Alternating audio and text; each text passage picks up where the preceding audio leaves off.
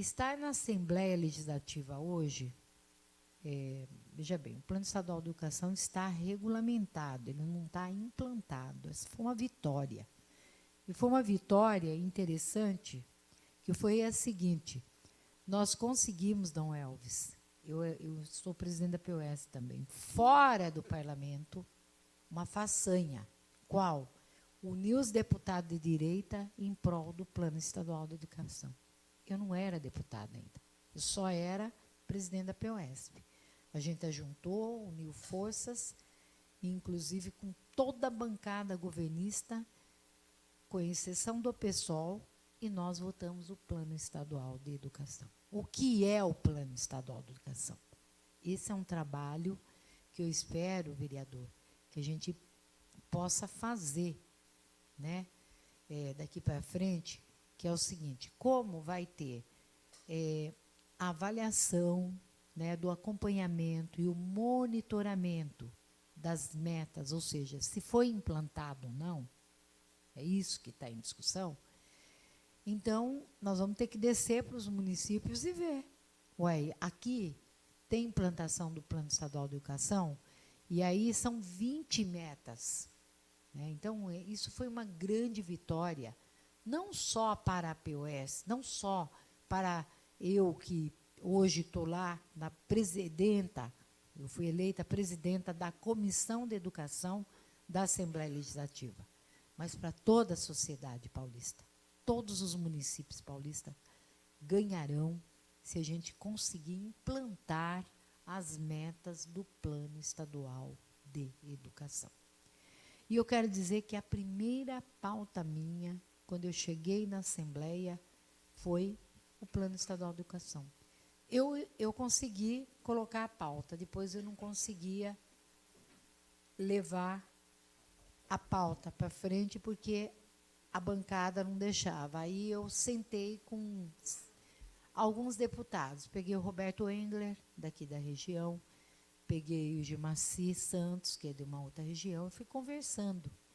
Articulei as forças para que a gente conseguisse, então, começar a chamar secretário estadual de Educação, a União Nacional dos Dirigentes de Educação dos Municípios, a UNDIME, o Conselho Estadual de Educação, o Fórum Estadual de Educação, a própria Assembleia Legislativa do Estado de São Paulo, para fazer esse movimento em prol do Plano Estadual de Educação.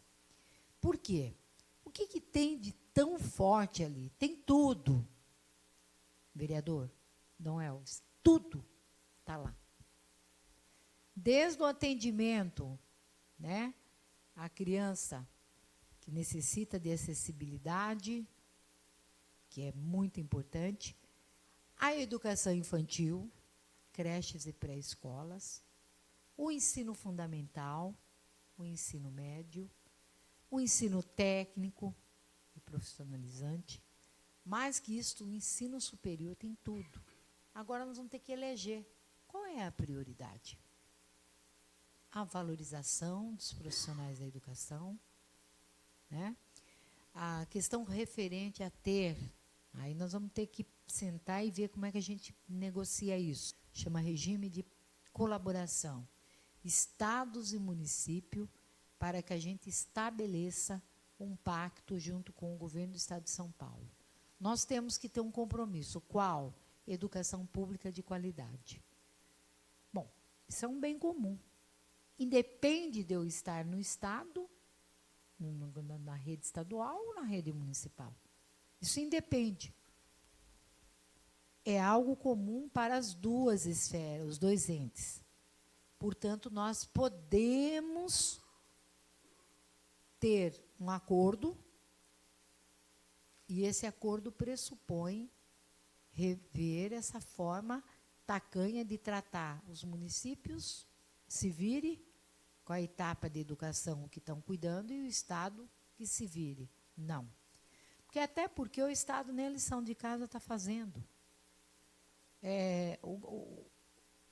O Sardinha pincelou várias coisas que estão acontecendo, mas que a POS tem dados. A gente fala em pesquisa, nós estamos com dados. Estamos falando que 39% dos professores apanham na sala de aula. E a coisa está feia agora. Agora não é só apanhar. Agora é vandalismo coletivo. Isso é normal? Tá, e se isso acontece? O que é que acontece quando tem um ataque a professor no município? Né? É uma coisa paralisante, não pode ser normal. Qual é a providência a tomar? Então, tem que ter a gestão democrática nas escolas. Está lá no plano. O que é a gestão democrática? É todo mundo se sentar para resolver esse problema. Ah, mas é conversação. Mas não tem outro jeito. Como é que nós vamos fazer? No tapa? Não, é na conversa. Tem a questão do Fundeb. Financiamento da educação básica. Vereador, o ano que vem acaba. Se nós não andarmos, eu já estou articulando, pelo meu mandato, um GT que inclui a SEMPEC, o DIESE, uma outra instituição, para chamar os vereadores, câmaras, para a gente debater esse fundo.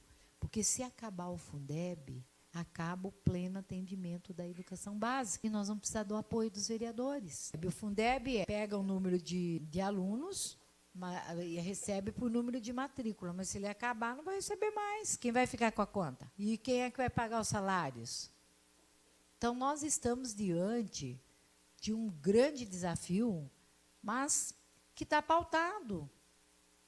E aí, eu apanhei muito, eu quero dizer para os senhores. Apanhei, teve jogo baixo, no sentido de dizer que eu estava querendo apropriar, fazer um puxadinho da POSP na Assembleia Legislativa. Eu falei, não, eu estou querendo trabalhar sério. Estou trabalhando na educação de forma muito séria. Porque eu sempre, independente de estar na POSP, não trabalhei de forma tão séria que todos vocês votaram no Plano Estadual de Educação para que tivesse. Esse plano, ele é decenal. Ele foi aprovado em 2016 e vai até 2026. Então, nós temos esse governo inteirinho para implantar esse Plano Estadual de Educação. E, se implantado, eu asseguro para o senhor, nós vamos avançar na qualidade da educação, nós vamos avançar no acesso e permanência, porque também não adianta pôr a criança na escola, mas não dá as condições dela ficar. A gente tem que ter uma escola mais atrativa, Dom Elvis, uma escola em que o menino ele entre. Eu até discuto essa coisa. A hora-aula tem que ser de 1 hora mesmo? Tem que ser de 60 minutos? Eu acho que não. Eu acho que você pode trabalhar uma forma de compor o tempo em que a criança sinta mais vontade de estar na escola. Né? É um pouco disso. A questão, por exemplo, nós tivemos a Marília. Marília sabe, ela não é da Paz, é da rede estadual. Na verdade, o amor pela educação inclusiva veio depois. Eu sou funcionária do Estado, do deficiente cadastrado na minha associação. Olha. Ou seja, o meu projeto é voltado, por amor mesmo. Esse projeto já tem há 8 anos. Que a educação tivesse esse olhar diferente para as pessoas. Nessa questão de educação especial, eu sempre tive muito cuidado. Muito. Tem uma senhora secretária da Educação que fez a desgraceira, eu vou usar esse termo, que antes a gente tinha classes especiais, separada. Por que ela era separada? Porque, porque a inclusão, ela não pode ser na marra. Você tem que construir um processo, você sabe disso. Se você tem uma classe de 40 alunos, com um que precisa de atenção especial, quem vai ficar excluído, Marília? É o aluno com atenção especial. Essa é a minha briga com o Pacto de Salamanca, quando saiu, e que ela colocou, ela aqui no estado de São Paulo, a Rosineu Bauer, colocou de qualquer maneira. Ela foi entuchando, colocando os alunos. Por exemplo, você acabou de dizer, cada um tem uma especificidade. Um é um olhar de um jeito, o olhar é do outro. Um tem uma acessibilidade assim, outro assado, né? Não pode. Vinha dando certo. tinha um número adequado. Agora entuxa, classe superlotada com alunos que têm necessidade, que precisam do atendimento especial. Então, o que eu me proponho a fazer? Que eu tive um parceiro que foi candidato a deputado federal, professor Mauro, professor também. E eu fiquei de fazer com ele um trabalho que foi com relação ao trabalho com Libras, né? Que todos os professores, todos, tivessem formação de Libras. Por quê? Porque isso você poderia lidar com alunos em salas de aula que ou é surdo, ou é mudo, né? E ele ele sabe se comunicar. Mas o professor que está ali não vai saber porque não está na formação dele, professor, que é um erro, na minha opinião. Assim como você aprende uma outra língua, Libras também é uma linguagem, né? Mas eu tenho uma posição, Marília, que é a seguinte: eu defendo as classes especiais. Eu defendo veementemente. Por que eu defendo? Porque tem que ter um olhar. A inclusão, ela não pode ser algo em que na verdade, eu exclua. Inclusão não pode rimar com exclusão. Então, você tem que ter a classe especial em escolas regulares. Aí sim. Porque na medida em que você vai incluindo, né, e essa criança vai também, em escola que tem outros alunos, ela vai chegar. Né? Agora, se a gente simplesmente bota todo mundo e não ressalta que tem diferença, o que vai acontecer? A falsa igualdade vai continuar mantendo a diferença.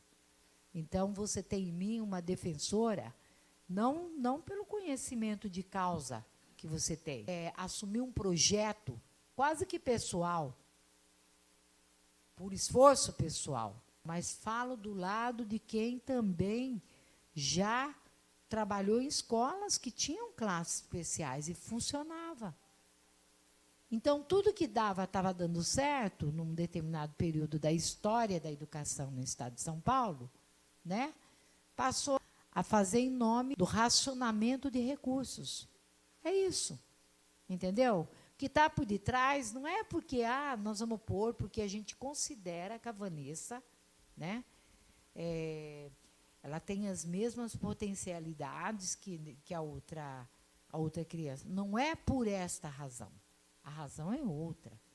É racionamento de recursos. É enxugar a máquina. É em nome disso. Né? E o que nós queremos? Nós queremos mais recursos, né? Nós queremos escolas com as devidas adaptações, tudo certinho, para que essas crianças tenham condições de estudarem. Porque como é que faz? Eu quebrei o pé uma vez, aqui o tornozelo, e aí eu vi o sentido do rebaixamento das calçadas. Se eu quebrar o pé, né? Não é que eu não achava sentido. O meu irmão é autor de uma lei que ele defende, ele pôs, né, calçada para todos. Que não pode ser só para quem faz o movimento, é para quem não tem o movimento. Então, esse projeto é muito maior, né? E aí você pode contar com o meu mandato. Você está de parabéns, pode ficar tranquilo. Como formador de opinião, com 61 anos de idade, tenho certeza que seu nome vai ser levado de 610 para mais de 1.200. Pode aguardar. Eu vou trabalhar para isso também com vocês.